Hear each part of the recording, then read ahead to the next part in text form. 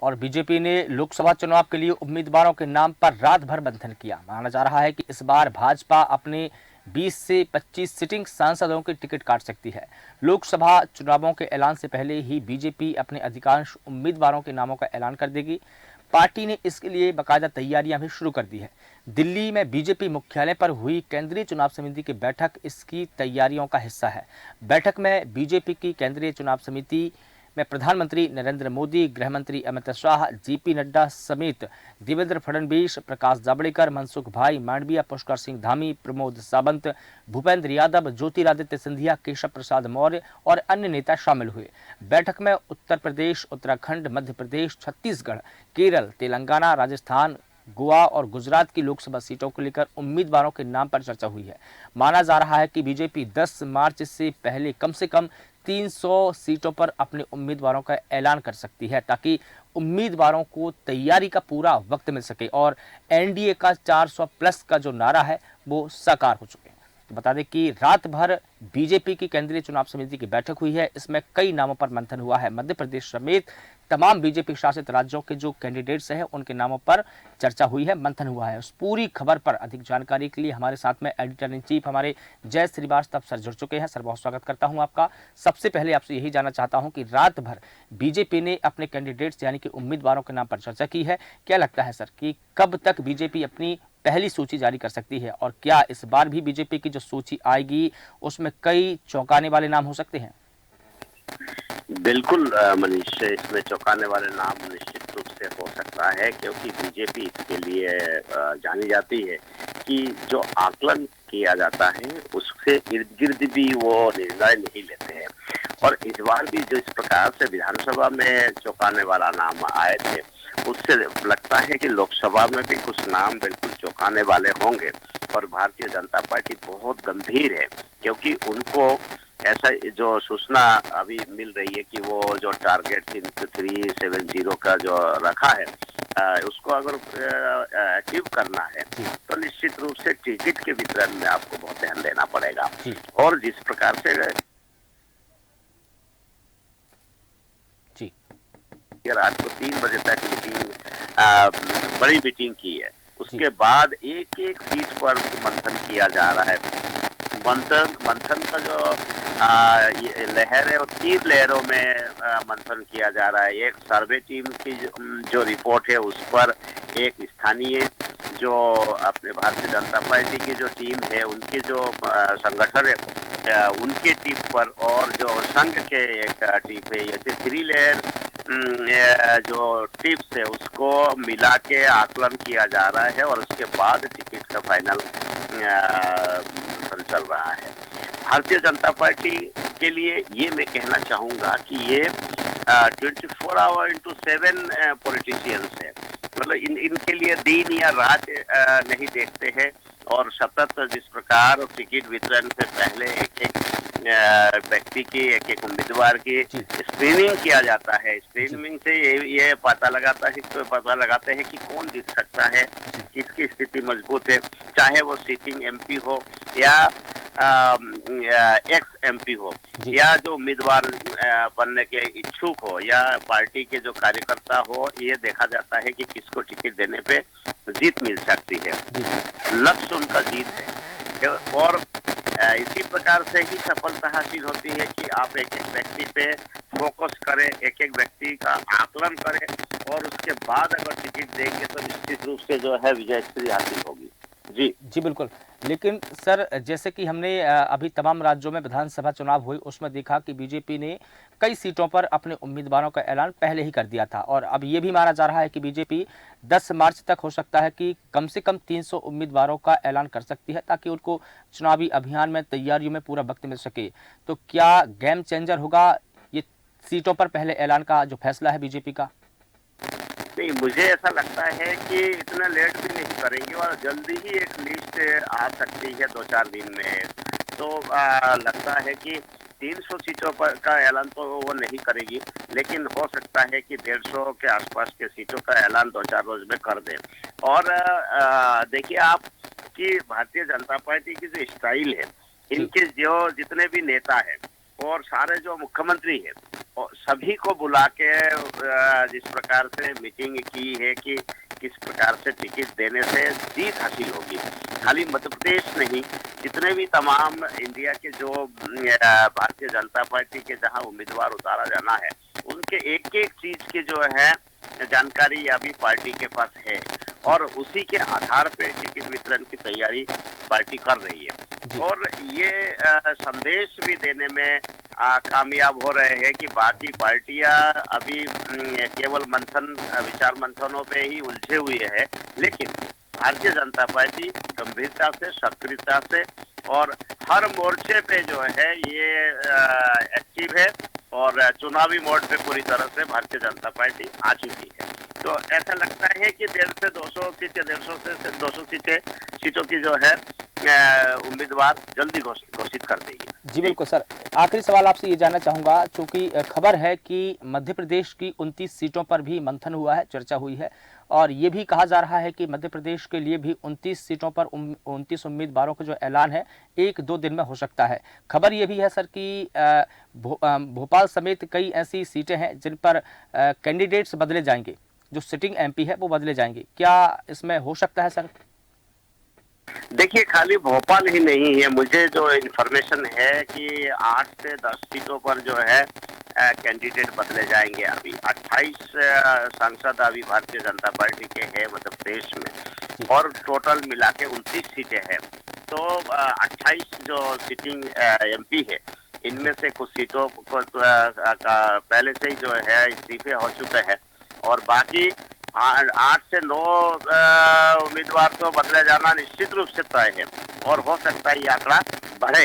इसीलिए संभावना है कि कुछ नए उम्मीदवार हमको देखने को यहाँ पर मिलेंगे। और जहाँ तक सवाल भोपाल का है, देखिए भोपाल, इंदौर, गुना, शिवपुरी, छिंदवाड़ा, ये लोग बिल्कुल ये जो सीटें हैं ये बहुत ही लोगों के नजरों में बिल्कुल हॉट सीट है। बिल्कुल सर, ये हॉट सीट है बिल्कुल। तो इसीलिए जो है इन सब सीटों पर, जैसे इंदौर 5-5 लाख से इंदौर भारतीय जनता पार्टी जीतती है, पिछले बार जीती है। जी बिल्कुल। गुना शिवपुरी का इसीलिए है कि पिछला चुनाव ये ज्योतिरादित्य सिंधिया वहां पर हार चुके हैं। भोपाल इसीलिए है कि भोपाल में कद्दावर नेता दिग्विजय सिंह को जी से विदिशा जो है, विदिशा बहुत ही ज्यादा हॉट सीट अभी बना हुआ है और छिंदवाड़ा पर सबकी नजर है। इस बार ज्यादा से ज्यादा बात ये होनी चाहिए कि जब 29 में से 28 सीट भारतीय जनता पार्टी जीती थी पिछले मरतबा और इस बार 29 की 29 जीतने के लिए उनको सबसे पहले छिंदवाड़ा को अपने कब्जे में लेना होगा। छिंदवाड़ा पर बहुत ही गहरी अध्ययन करना पड़ेगा और जब अध्ययन किया जाएगा तभी जाके वहां पर सफलता मिल सकती है, क्योंकि वहां कमलनाथ को भारतीय जनता पार्टी बहुत आसानी से नजरअंदाज नहीं कर सकते हैं।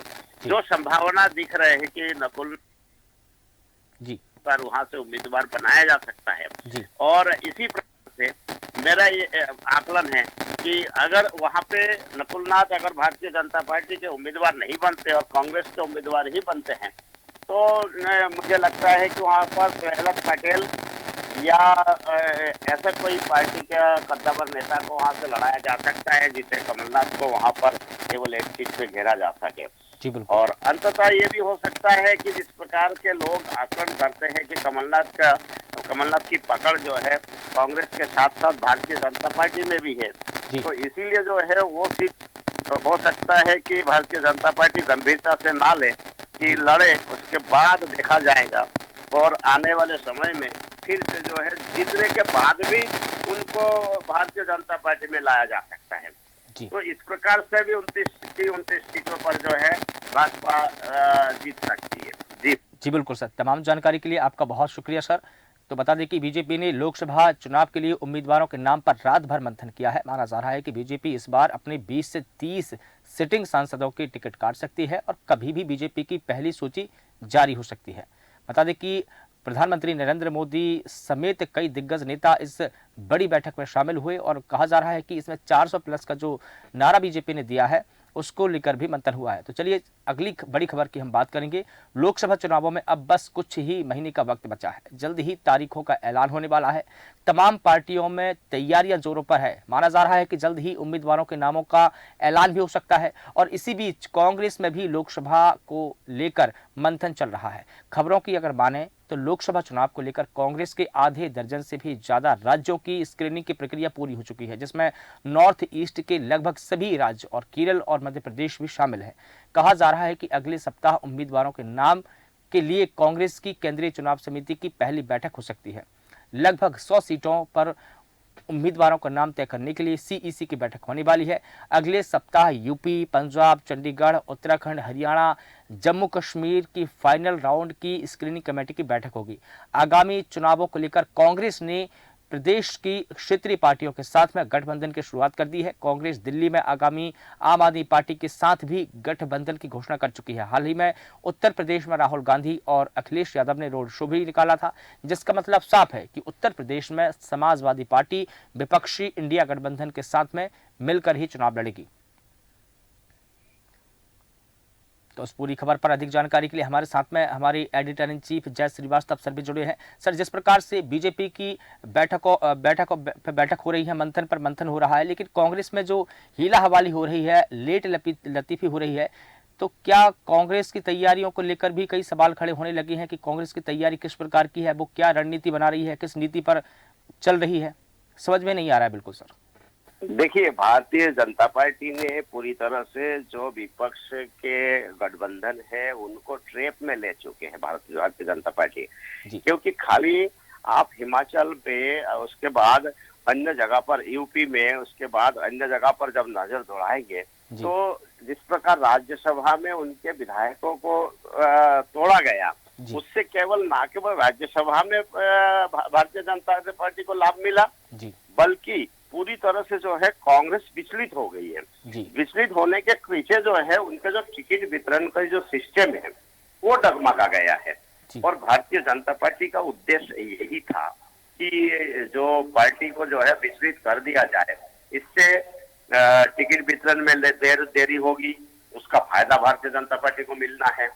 तो जो INDIA के जो गठबंधन है वो पूरी तरह से बिखरते हुए नजर आ रहे हैं। यही कारण है कि टिकटों के वितरण में उनकी भूमिका महत्वपूर्ण है कि कहाँ कितने सीटों को दिया जाएंगे। जैसे महाराष्ट्र में जो है आपको तालमेल बिठाने के लिए आपको शरद पवार को साधना पड़ेगा, उद्धव ठाकरे को आपको ध्यान रखना पड़ेगा उनका। तो इस प्रकार से जो है कि कहाँ से कितने सीटें कौन लड़ेगा, इस पर जो है अभी भी मंथन चल रहा है। इसलिए टिकट वितरण वहाँ आसान नहीं है। बिल्कुल आसान। और भारतीय जनता पार्टी ने उनको पूरी तरह से जो है घेर के रखा है कि आप जो है किस पर भरोसा करोगे। थोड़ी देर के लिए मैंने सोचिए कि कुछ दिन पहले जो सबसे पहले INDIA के चेहरा बनने वाला था वो उनके साथ में अभी नहीं है, नीतीश कुमार।